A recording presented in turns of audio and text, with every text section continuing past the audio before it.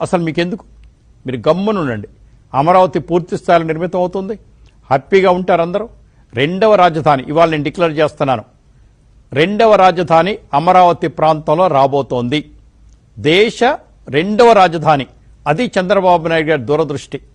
ఒక పెద్ద airport కట్టబోతున్నారు. 38 ప్లాట్ఫామ్తో railway station కూడా రాబోతోంది అమరావతికి.